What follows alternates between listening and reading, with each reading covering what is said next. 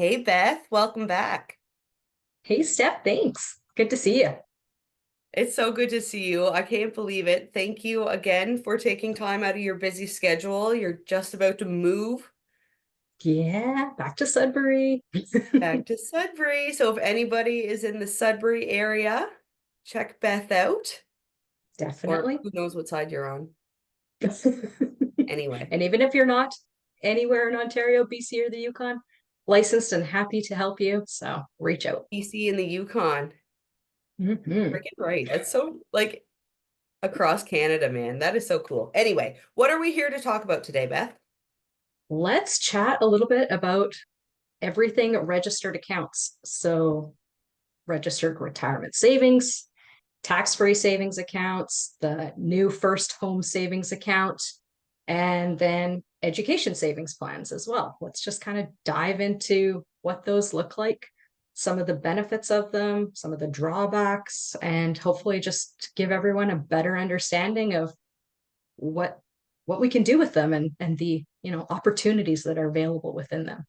Sound good? Absolutely. Absolutely. So at the top four, they're registered accounts, you said, they're savings accounts, and there's something they're we'll talk about who's eligible, but some Sure. that we can all look into, right? Definitely. Yeah. All right, let's dive into it. All right. Let's start with the RRSP, so Registered Retirement Savings Plan. Um, this one has been around forever. And when I first started working at like age 18, my dad was like, put money into an RRSP. I was like, I don't know what I'm doing. Okay. So just everything, I was able to save, I put into an RRSP. It is a good vehicle for investing for the long term, for obviously it's named such retirement. It's for retirement. So the benefits of the RRSP is that you get to defer your taxes on everything that's growing inside that account. So that's really exciting. You're not being taxed on any of that money that's inside that vehicle while it's growing, while you're working in your career years, building towards retirement. It's just steadily growing and getting bigger, which is pretty awesome. The other super dope benefit is that you get an income tax deduction when you put money into this account. That is So any dope. contribution is tax deductible, right? So who doesn't love that? Now, That's huge. it is huge. Everybody loves that check that comes in, April after you do your taxes. Hopefully you're not paying. Hopefully you're getting a return. Um, One of the best things to do with that return, I know everyone's like, what? Free money that I wasn't really expecting. And then they just go spend it on a cool trip or, something that they've been wanting for a while. If you are able to reinvest that return, it's just going to help those savings grow even faster. Obviously, if you can do that, it's the best way to keep growing your money. Um, Absolutely. In these talks, Beth, sorry to interrupt. no, In these go for it. talks, Gab and I actually have a financial advisor ourselves and have for a Sure. couple of years now. What we have learned through him and from him is, and what we've been able to grow with our own money. I mean, I'm not saying we're out here just like starting from the bottom, now Mhm. we're here. Now we But can. no, yeah, we're here. But we're able to make money off of our own money. And Yes. it's these tips and this advice, and this is why I'm so passionate about talking to you with this stuff, Mhm. Beth. I'm so thankful for that. We have to share this information because it's not taught. And Yes. even we'll keep going with the RSPs, but guys, even if you can start $25 a month, you Yes. know, Just start get it, now. Start now. start now and don't Yes. even beat yourself up about having not started yet. If you have already started Wicked, start now. 25, 50, $100 a month. It doesn't have to be a crazy amount of Exactly. money, but Yeah. all right. Good point. Absolutely. All right. Some other quick things of what to love with RRSPs. Unused contribution room can be carried forward. There's tax advantages for spouses. And obviously, in any of these registered accounts, you have the freedom to choose your own investments. So, however you want to invest, you can do that. So if you want to invest conservatively or go aggressive and try to build that, money faster, you have the ability to do that. So pretty cool. Some of the drawbacks to the RRSP is that when you go to take money out of that account, it's all considered taxable income. There's always a So catch. there's always a catch. I know. So when you're, 70 and you want to start pulling that money out to live off while you're in your retirement years, it's going to be taxed just like it would be your income. So if you're taking out $50,000 from that account for that year to live off of, you're going to be taxed as if you were in a $50,000 income tax bracket. So you have to be aware of that. That money in that account might look like it's a really good chunk of change at the end of the day when you hit retirement, but it's going to be maybe, 30 to 40% of that in real life once it's all pulled out and being used. Okay. Secondly, when you turn 71, you're actually forced to start withdrawing money from an RRSP. So the government's like, nope, now it's time to start using that money. So you just have to be aware that, you might not quite need it yet, but you are going to be forced to I start didn't know taking that. a percentage. Yeah. And obviously, anytime you go to access money from your RRSP, you're going to be paying taxes on it, like I said. And you're going to eventually pay taxes on both the contribution and the growth of that money. So it's tax deferred growth, but when you go to take it out, you're going to be taxed on all of that money that you've made in interest. So it's a couple downsides. The limit right now for an annual contribution into an RRSP is 18% of your earned income. So whatever your gross income is, 18% of that. And then it's also subject to another limit. So say you make more than 31,560, but like it's 18% or it's only 16%, then that's the limit for 2024 is 31,560 per year or 18% of your earned income. That's good to know too. Yeah. So, I mean, maybe not everyone's able to do 18% into an Yeah, RRSP, I mean but it. Yeah, that's if pretty you good. if you were, that would be the limit. So yeah, that's kind of RRSP's highlights, drawbacks, and So some cool things. long term Yes, retirement, ne touche pas. exactly. Okay. Okay. Good to know. Moving on. All right. TFSAs. Yeah, this one's my favorite. Yeah, mine too. Tax-free savings. I mean, in its name right there, bam, tax-free. Everything that you put in there, and it grows, you're going to access that tax-free whenever you want to. A lot of people use this a little bit too quickly. It's still an investment vehicle for long-term growth. Um, it shouldn't be used like your debit account, like in and out, in and out. You're just not going to build the savings and the long-term investment that you want. So it should be used for, big life expenses, emergency savings, those sorts of things that, it's going to be in there for 3 to 5 years and then you might need to pull some out. But you can set up a tax-free savings account to have, a high interest savings portion, an investment portion. Um, you can kind of set it up That's to right. do And what you in my want to do. experience with Beth, sorry, with that Beth, sorry to interrupt. My internet is terrible. No worries. Um, um, the TFSA, I had a part of mine. Again, it goes a little bit against that 3 to 5 year mark, but I was using and still do use it for my trips. Yeah, So, so at that's the like a time, big life expense. Yeah, something you're yeah. saving up So for that's going to be, yeah, my financial advisor at the time, I was through SISIP with the military. He kept slapping my hand saying, "Don't touch it. It's more long term." And I said, "For sure." But I'm proud that this is not going on my credit card and exactly. I'm still Yes. paying cash. So that's how I Absolutely. still continue to see my TFSA. And for Yeah. sure, it's nice to have that emergency fund that if you need to pull it out, Hmm. oftentimes I can't speak for all institutions, but for mine, it takes about 2 days and a signature, and you can't just Yep, access it for overnight sure. with what I need to save my money. So Yeah, that is a good point. Usually with these types of accounts, it is about three business days to actually have it back in your your checkings account, so to speak. So But for anyone out I mean, there if you know who you're is taking a trip, struggling, yeah. right? Anybody out there struggling with saving, I always did too, because if it's in your bank account, and we all know how easy online banking is, there's no consequences. Mm, Um, these just like that. registered accounts are a really great way to get them out of your pocket. So call Beth. Yeah, absolutely. Another cool thing about TFSAs is there's no forced withdrawal age. So, like the RRSP is at 71, you have to start taking money out.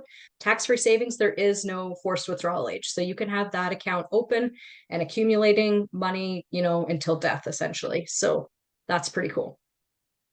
And unused contribution room carries over to the next year. So now, if you were born before 1991, today in 2024, you have $95,000 worth of contribution room in a tax-free savings account, and then $7,000 per year going forward. And that amount can change as the government decides, what the limit should be. But most people don't have this account maxed out. So it's pretty cool if you can start focusing your efforts into the tax-free savings account for your savings for long-term retirement as well, because when you go to take it all out, that growth is tax-free, that money is tax-free. Amazing. Amazing. Yeah, Okay. there is no My favorite. tax deduction on the contributions, unlike the RRSP. You're not getting that income tax deduction, but that's okay. You're paying tax now up front. You know what that income tax rate is on that money. And down the road, you've already paid taxes on it. It's like you just have this money just sitting there waiting for you to do something really cool with. So I think that's neat. Any insights that you have learned on tax-free savings accounts you want to share? Like I said, I think that that was my biggest one. Although absolutely there are different avenues to have it long term, I still use the long term portion of it. But guys, don't be afraid to dip into your TFSA, because you are better off doing that rather than, getting into the credit card cycle. And maybe we can even talk about that one day. Yes. Compound interest and Yeah, it what a works bitch, for you in places like the TFSA, but against you hard and with credit against you cards. And hard. Exactly. yeah, So no, TFSA, and it's never too early either, right? no, What is the age? 18 years old to open an account. Yeah, Okay, so 18, guys. So something yeah. to keep in mind. Get on it. Get your kids on it. Get your grandkids on it. Like Yeah, get for them sure. saving. The earlier they start saving, the less they have to put in over the duration of their life to get to that financial independence that everybody wants to Well, get. if it doesn't mess you up too much with that segue, do you want to talk about the education? Sure. Yeah, absolutely. Let's go into the registered education savings plan.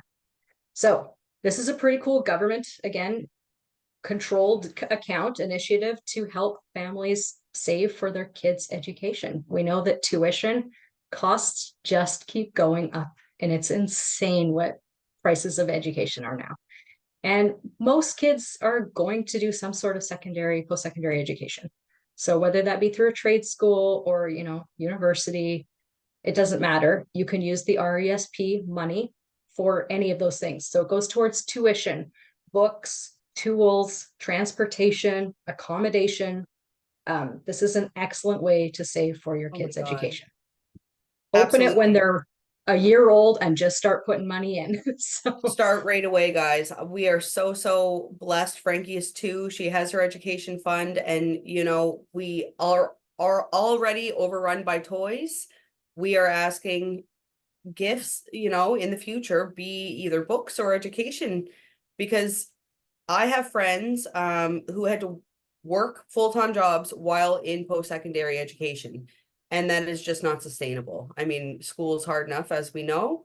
So if we can start saving now and start, I mean, all parents, I would hope, most that I know for sure, want to do the best that they can for their kids, and I think that this is financial freedom, and setting themselves up to begin yeah, their journey in the world. We need trades.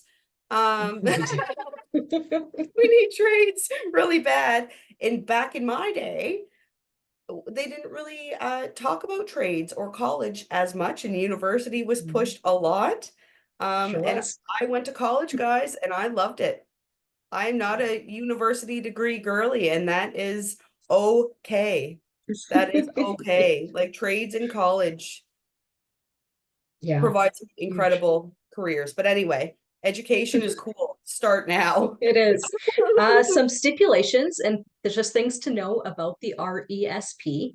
So the really cool thing about the RESP is that yes, you can just save money inside it for your kids' education. So tax deferred growth, again, really excellent opportunity. But there's also a government grant that accompanies that. So the Canada Education Savings Grant, CESG, they will give up to 20% of the first $2,500 contributed into that account every year per child. So that's an extra free $500 on that first $2,500 that goes into that account.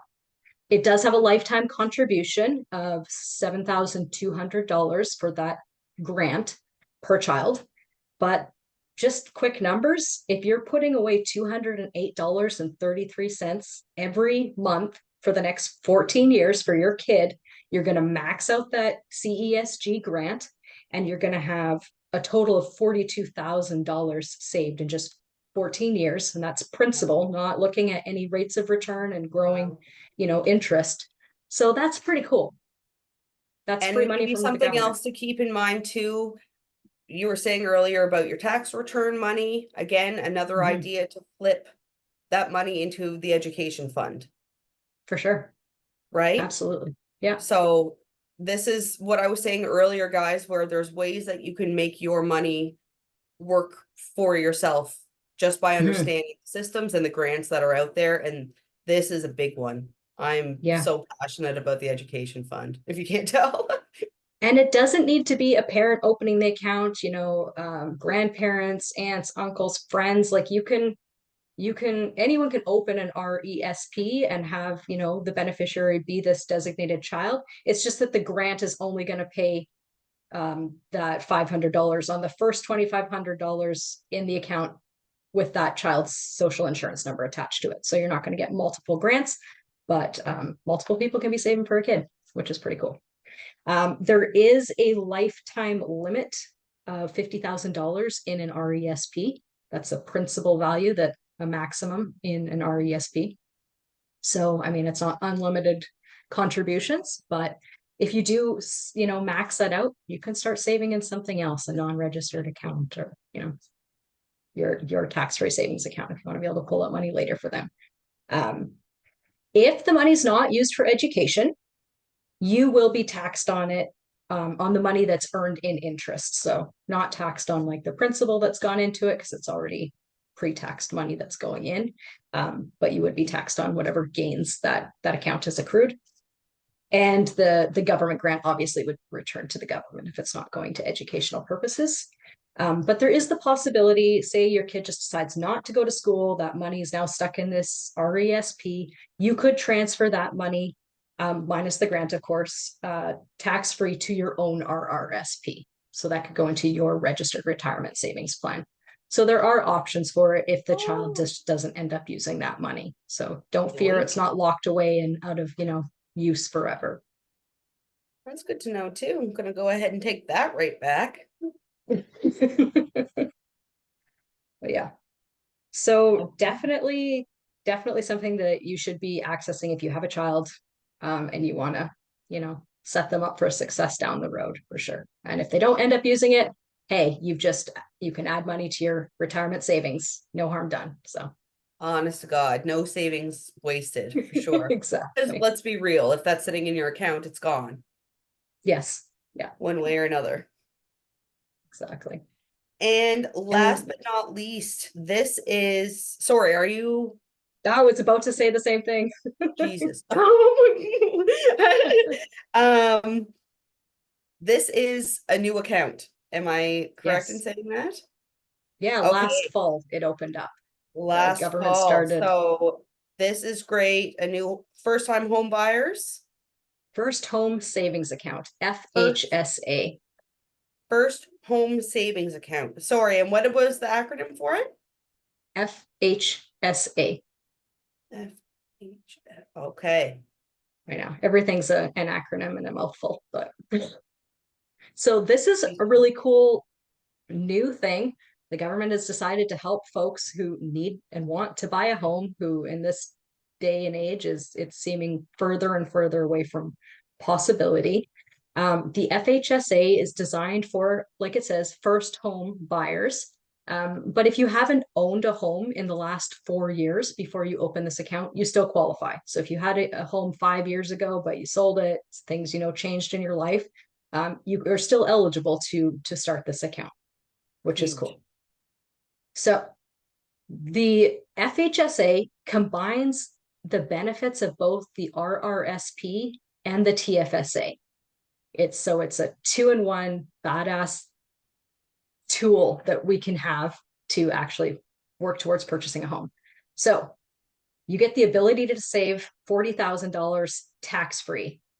Anything that you put into this account, your deposits are tax deductible. So you're going to get that little income tax break at the end of the year again, and you could, put this Amazing. money back into something else. And yeah, when you go to take out that money, if it's on a qualifying home, everything that's built and grown in that account over the years that you've been saving is all tax free. So if you combine this account with your home buyer's plan within the RRSP, you could have like $100,000 down payment on a home, which is pretty cool. So tax free, you don't have to repay any of the money that you pull out of this account, unlike the RRSP home buyer's plan. And That's right. yeah, so there's a few stipulations: an annual limit of $8,000 into this account, the lifetime limit of $40,000, and you can only keep this account open for 15 years. So there's a little bit of, you have to know what you want to do. 8,000 a And year? $8,000 a year, yes, $40,000 lifetime contribution, and after 15 15 years. years, yeah, you have to buy a house, or you have the Who's option making these again. rules up? It's the government. Jesus. Yeah. There is the opportunity though. Like if you don't buy a house, don't worry. This money can be again transferred to your RRSP, and you're going to lose the tax-free aspect of that money because now it's in an RRSP, and when you go to pull it out, you're paying taxes. But it's still been tax deferred growth on that investment. So Yeah. again, not all is lost. Well, and we're excited for this one, Beth. We actually just Yeah. opened one up because Nice. Yeah. we are going to be in the market this time next spring. I'm first So you time home should both buyer. be opening one. Well, actually, we did. We did. Okay, good. And Perfect. again, with their window, we were lucky because he is a previous owner, but it's been over 5 years, so he Perfect. qualifies. So that really Yeah. does help because how often do we start over realistically in Mm-hmm. life? No. So I'm Yep. glad that yeah, Good time. some of us more than others. So I'm glad that they're recognizing the reality of that. Yeah. We are a society of blended families now, and Mm-hmm. Yeah. It's really cool. it is. So there's so many opportunities just with these 4 different registered accounts to really make a very significant impact in your Oh my God. savings, in building yourself for future, financial independence, getting your savings on track. Yeah. And it's so cool. This is fun. Like I find the stuff Well, it fascinating and is. really It is. And I empowering, think right? I got passionate about it. For me, it was like my personal financial story, Beth. And that's why I think I am so excited about it. I'm by no means a pro at money. In fact, that's why I'm shit at Learning. money. Yeah. Like always yes to me. YOLO is my motto. Like, and good food, good drink, good travel. Yes, it's always yes. Yeah. But, you know, we need to do it smartly because that credit card debt is just not worth it. It's too scary. Um, but for me, I think I was a private in Petawawa, and a friend of mine said, "Hey, let's go to Nicaragua over March break." And I said, "Well, I can't do that. I don't have any money saved." And that was my first time like putting my head down from October to March break. And buddy, did we have the trip Yes. of a lifetime. And as a private, I mean, I had Yeah. an old oil tank in Pembroke. Like I didn't have a lot of extra money. It was scary, but I was so Hmm. proud of myself. And Yeah. to see the money actually build to do that, otherwise it would have just been blown. So Yep. it's not to say that you can't spend your money, guys. It's to save it so that you can spend it for things that you actually really want, or things that can benefit you Hmm. or your family, you know? Yeah.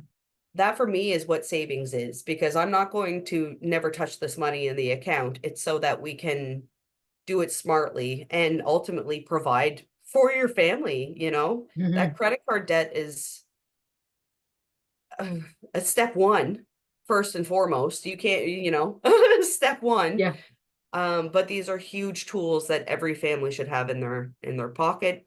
Every Hmm. individual should have in their pocket. And Beth, you taught me a lot of things about them that I didn't already know too, so I appreciate that. Good. Glad to hear it. It's awesome. Yeah. Perfect. Okay, Well, well, let's keep doing this. honestly, well, guys, we need your feedback, okay? So if you're enjoying these, if you have any questions for Beth or I, well, Beth, I'm just here for the ride. It's a great Um, platform though. Yeah. Honestly, it is. So thank you so much, Beth. If you guys have anything that you'd like to see in the future, comment below. Again, send me an inbox, an email, PM, DM, whatever the kids are calling it these days. And Beth, when we post, we'll have your contact information available as well. Yes, for sure. We'll do. Awesome. And good Thank you luck so with your much, move Steph. this week. Thank you. Can't wait to get back and get settled. So. Thanks so much, everybody. We'll see you next time. Thanks, Beth.